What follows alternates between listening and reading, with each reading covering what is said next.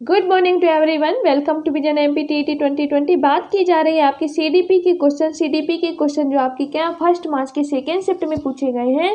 और बात की जा रही है क्वेश्चन नंबर 21 से। इसके पहले ऑलरेडी हमने 20 नंबर के क्वेश्चन क्या है कवर किए हुए हैं।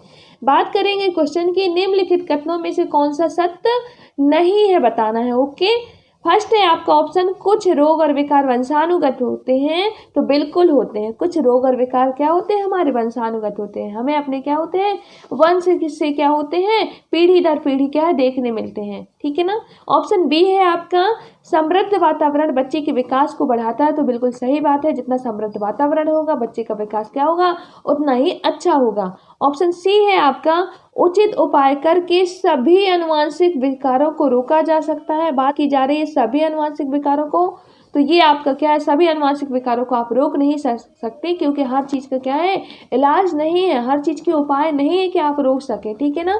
ऑप्शन डी है आपका, बच्चे खेल के माध्यम से अधिक परिमित कौशल सीखने में सक्षम है। तो बिल्कुल बात सही है कि बच्चे का क्या होगा, खेल के माध्यम से कौशल डेवलप होंगे। ठीक है ना। तो आपका राइट आंसर है ऑप्शन नंबर सी।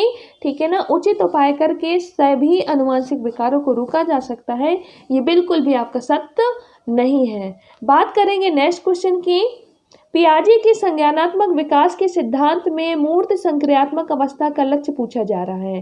ठीक है ना, पियाजे के संज्ञानात्मक विकास के सिद्धांत जो दिए हैं, ठीक है ना, इसके अंतर्गत आपकी जो मूर्त संक्रियात्मक अवस्था आती है उसका लक्ष्य क्या है। तो हम सबसे पहले समझ लेते हैं आपकी जो मूर्त संक्रियात्मक अवस्था है, इसका नाम से ही स्पष्ट है, जो मूर्त संक्रियात्मक अवस्था। ठीक है ना, आपकी कोई चीज़ क्या है, सामने रखी हुई है, ठोस रूप में रखी हुई है, बच्चा उस चीज़ को ध्यान में रख करके मतलब उस चीज़ को देखता है, उसके बारे में क्या कर रहा है, वो क्रियाएं कर रहा है, मानसिक क्रियाएं कर रहा है और समस्या का समाधान कर रहा है। ये जो आपकी एज होती है वो होती है 7 से 11 वर्ष की। ठीक है ना, 7 से 11 वर्ष की। और ये आपकी कौन सी स्टेज है, थर्ड स्टेज है। ठीक है ना। इसके अंतर्गत जो इन्होंने बताया है कि बच्चे क्या है, सामने रखी हुई प्रत्यक्ष रूप से रखी हुई चीज के बारे में क्या है, देख करके उसके बारे में समस्या का समाधान, ठीक है ना, मानसिक संक्रियाएं कर सकते हैं। ये आपकी कहलाती है मूर्त संक्रियात्मक अवस्था। तो इसका लक्ष्य क्या है, संक्रियात्मक विचार, अमूर्त अवधारणा, वस्तु स्थिरता, प्रतीकात्मक विचार। तो इसका जो राइट आंसर है संक्रियात्मक, यानी कि हमें क्या करना है, क्रियाएं करना है संक्रियात्मक। ठीक है ना, किस तरीके से, यानी कि मानसिक संक्रियाएं हो रही हैं प्रत्यक्ष रूप से। ठीक है ना, तो बच्चे सामने रखी हुई चीज के बारे में क्या है, संक्रियाएं कर पा रहा है इस एज में। तो आपका राइट आंसर है आपका कौन सा, संक्रियात्मक विचार। बात की जाती है अमूर्त अवधारणा, तो आप सभी जानते हैं जो हमारी इसकी नेक्स्ट स्टेज है, फोर्थ स्टेज है, उसमें वो क्या है, अमूर्त अवधारणाओं के बारे में क्या है, विचार कर सकता है। वस्तु स्थिरता, इसमें भी आप सभी को पता है कि मतलब हमारे जो बच्चे क्या होता है, फर्स्ट स्टेज होती है आपकी संवेदी इंद्रिय ग्राम, जो आपकी क्या होती है स्टेज होती है, उससे बच्चे में क्या होती है, वस्तु स्थिरता आती है। ठीक है ना। इस तरीके से आपका right answer option number B है। बात करेंगे नेक्स्ट क्वेश्चन की, निम्नलिखित में से कौन सी क्लासिकल कंडीशनिंग, ठीक है ना, चिर प्रतिष्ठित प्रानुकूलन से संबंधित अवधारणा नहीं है। ठीक है ना, क्लासिकल कंडीशनिंग, ठीक है ना, इसके बारे में बताया जा रहा है। तो इनमें से कौन सी वो संबंधित अवधारणा नहीं है, क्या वो तटस्थ उद्दीपक जिसे आप न्यूट्रल स्टिमुलस कहते हैं, सेकेंड आपका कंडीशनड रिस्पॉन्स जिसे आप अनुबंधित अनुक्रिया कहते हैं, क्या आपका शेपिंग, ठीक है ना, निरूपण, डी आपका है स्टिमुलस जनरलाइजेशन यानी कि उद्दीपक सामान्यीकरण।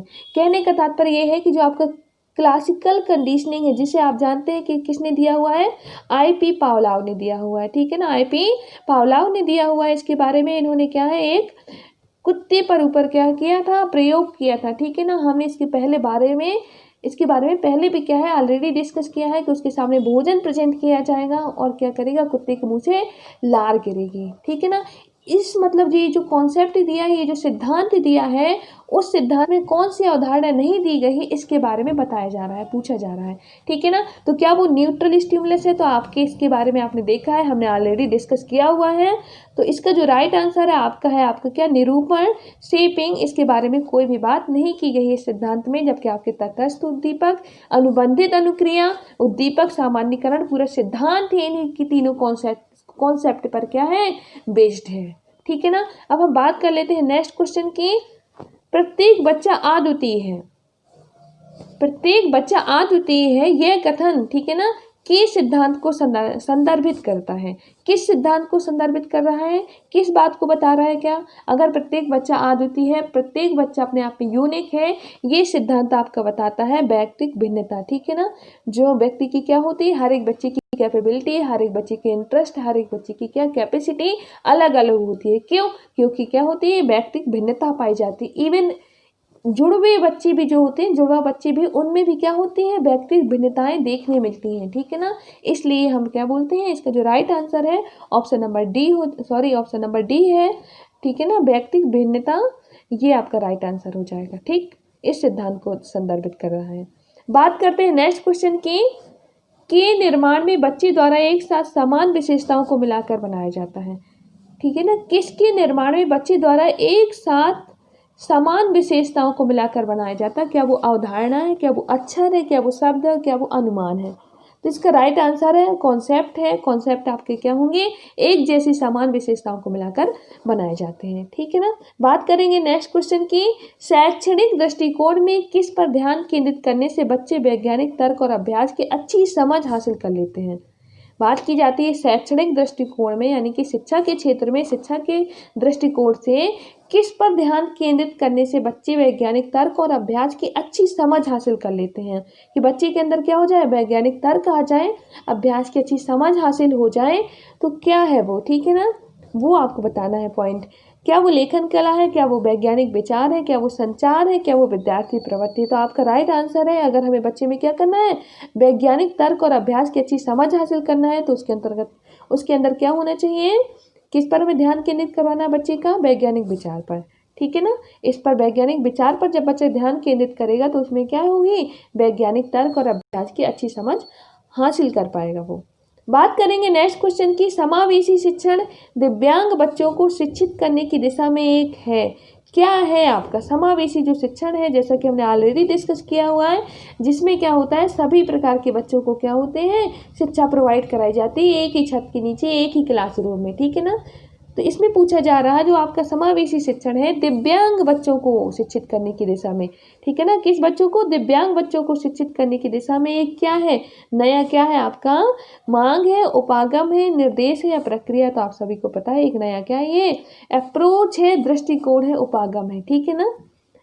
बात करेंगे नेक्स्ट क्वेश्चन की, अधिगम तत्परता की उपेक्षा के तौर पर परिणाम देगी, ठीक है ना। अगर आप उसकी क्या कर रहे हैं, उपेक्षा कर रहे हैं, ठीक है ना, तो वो किस तौर पर क्या है, परिणाम देगी, ये पूछा गया। क्या वो विकास के तौर पर देगी, क्या वो परिपक्वता के तौर पर देगी, या सुधार के तौर पर देगी, या निराशा के तौर पर देगी, ठीक है ना।